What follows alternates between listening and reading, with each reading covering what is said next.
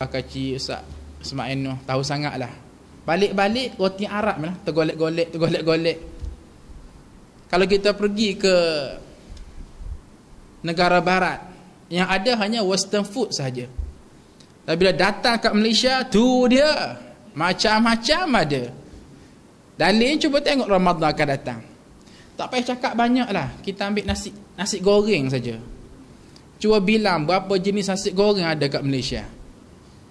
Nasi goreng paprik, nasi goreng Pattaya, nasi goreng belacan, nasi goreng kampung, nasi goreng Cina, nasi goreng belacan, cendawan, nasi goreng kerabu, nasi goreng semalam. Ada juga kan. Saya pergi ke Terengganu masa pilihan raya Kuala Terengganu, singgah satu kedai. Dia kata, "Encik mau cuba menu baru." Dia kata. "Menu apa?" "Nasi goreng gunung berapi." Saya kata boleh saja, tak ada masalah. Duduk, dia bawa nasi goreng dibungkus dengan telur, kemudian dia ambil cili sos, dia buat lava macam gunung berapi itu penuh. Kata, ya Allah, kata, tu dia. Nak beritahu bagaimana jaga jasad. Makan 5 kali sehari, jaga jasad. Pagi-pagi kita sudah kelas subuh, tengok kawan-kawan kita jogging. Jogging tu jaga apa tu? Jaga jasad. Orang perempuan dalam beg mereka confirm mesti ada bedak, gincu, eyeshadow. Jaga apa tu makcik? Jaga hati supaya baik. Tak ada, jaga jasad. Sapu kat badan. Pipi tu minyak, cicak nak bergantung pun tak boleh. Kenapa? Ra'in jaga jasad. Yakinlah para hadis sekalian, sesungguhnya manusia sangat-sangat mengutamakan dalam bab menjaga jasad. Baru semua tak demam lagi, tapi MC dah 3 hari dah. Kenapa? Ra'in pada jaga jasad. Walhal jasad yang kita jaga ni para hadis sekalian, hujung jatuhnya ke mana? Hujung jatuhnya ialah mati dan disimpan di bawah tanah. Kalau kata mati simpan wak mumia macam Fir'aun, tak apa lagi. Tapi tak nak beritahu tak berharganya jasad kita sampai ke peringkat jangan kata disimpan atas tanah. Tak, orang tak nak terima, bahkan dikoreknya tanah, disimpan, ditimbus. Subhanallah. Mesej nak beritahu jasad kita langsung tidak ada nilai. Satu. Setelah puas manusia menjaga jasad, maka tibalah masa manusia menjaga akal. Itu timbulnya belajar, mengaji daripada sekolah rendah, sekolah menengah, masuk universiti, belajar BA, Master, PhD, demi untuk menjaga akal supaya kognitifnya terangsang, cerdik, bijaksana dan sebagainya. Soalan timbul, apakah cukup dengan semata-mata menjaga akal manusia jadi baik? Jawabnya belum tentu. Kenapa? Kerana menjaga akal mesti disusuli dengan menjaga hati. Mana bukti? Kita ambil contoh. Bagaimana Hiroshima, Nagasaki musnah dalam Perang Dunia Kedua lantaran daripada Amerika jatuhkan bom atom. Amerika nak mencipta bom atom ni bukan calang-calang. Maknanya kalau nak cakap soal cerdik, mesti kena cerdik dulu. Kalau bercakap soal otak saintis, memang ini kena menjadi saintis yang sangat pintar, barulah boleh mencipta bom atom. Tapi apakah daya, kecerdikan tak dilapik dengan hati yang baik. Tidak ada perasaan rahmah, tidak ada perasaan belas kasihan, tidak ada perasaan ihsan, tidak ada peri kemanusiaan. Yang adanya dendam, yang adanya khianat, yang adanya ialah benci, yang adanya buruk sangka. Ekoran daripada hati yang kotor, yang jelek, yang busuk, yang hanyir inilah sampai ke peringkat bagaimana mereka sanggup bunuh manusia hampir 50,000 di Hiroshima dan Nagasaki. Nak beritahu akal bila tak dipandu dengan hati yang baik, bagaimana berlakunya kemusnahan. Maka nak tak nak, yang ketiga ialah menjaga hati.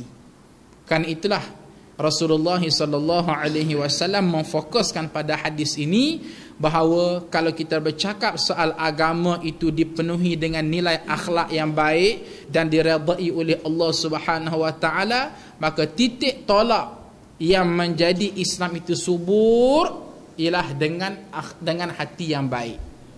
Kenapakah hati merupakan segala-galanya? Jawabnya mudah saja. Baik dan buruk individu ditentukan oleh hati. Baik dan buruk sebuah keluarga ditentukan oleh hati. Baik dan buruk masyarakat ditentukan oleh hati. Baik dan buruk politik ditentukan oleh hati. Baik dan buruk kerajaan dan pemerintah juga ditentukan oleh hati. Sebab itulah kalau kita tengok apakah dosa pertama yang dilakukan oleh manusia atas muka bumi, semua kita boleh kata dosa pertama yang dilakukan oleh manusia atas muka bumi ini semua yang merujuk itulah dosa Qabil membunuh Habil. Orang Islam pun kata yang ni, orang Kristian pun kata yang ni, orang Yahudi pun kata yang ni. Qabil membunuh Habil. Kedua-duanya bukan calon-calon orang. Ini ialah anak kepada Nabi Adam. Nabi Adam pula bukan calon-calon orang. Abul Bashar, bapa bagi seluruh manusia. Abul Bashar pula bukan calon-calon orang, direct daripada syurga. Tapi kalau kita bercakap soal manajemen qalbu, soal pengurusan hati, maka kita akan dapati bahawa dosa Qabil membunuh Habil ini bukan dosa pertama. Nun di sana ada lagi dosa yang lebih awal juga dilakukan oleh Qabil terhadap Habil. Dosa apa tu agak-agak? Ya, dengki. Dengki Qabil terhadap Habil, dendam Qabil terhadap Habil, khianat Qabil terhadap Habil, buruk sangka Qabil terhadap Habil, kecewa Qabil terhadap Habil, bongkak Qabil terhadap Habil. Sesungguhnya dosa-dosa inilah hujung sekali melonjak kepada satu keadaan Qabil sanggup membunuh Habil. Soalannya dosa-dosa ini, dosa mana? Hasad, dengki, bongkak, buruk sangka, iri hati, dendam. Di mana tempat tinggal dia? Pada jasad Qabil kah? Kalla wa kalla. Tidak, sekali-kali tidak. Pada akal Qabil kah? Pun tidak. Tapi tempat tinggalnya ialah pada hati. Dengan arti kata lain, kalaulah pada hati Qabil ini tidak ada sifat-sifat mazmumah tadi, yang ada hanyalah sayang kepada adiknya, yang ada ialah syukur, yang ada ialah menerima seia yang ada ialah ihsan, yang ada ialah simpati. Pada masa itu tidak mungkin akan berlakunya pembunuhan Qabil terhadap Habil. Nak beritahu rosak manusia ni ialah datang daripada hati yang rosak. Sampai ke mereka, jangan kata apa, hatta anak Nabi pun berlakunya pembunuhan. Kalau kita fikir logik akal lah, kalau kita jadi Qabil nak bunuh adik kita pun, tunggulah orang ramai sikit atas muka bumi kan. Ini baru 2 orang terkotang kanting. Tunggu ramai macam kita Malaysia 24 juta nak bunuh 10 orang sehari pun tak apa, sebab ramai. Tapi tak, oleh kerana buruk hati manusia, jangan kata siapa, hatta anak Nabi pun dia boleh langgar macam tu. Bila sebut yang ni, kita boleh kias dengan yang lain. Apa punca Beng Hok mati? Tu dia. Jauh kena baring tu. Puncanya masalah hati juga. Dendam ke, khianat ke, buruk sangka ke, prejudis ke, pokok pangkalnya ialah kerana masalah hati. Di Selangor mencatat indeks penceraian paling tinggi di Malaysia. Ada seorang pensyarah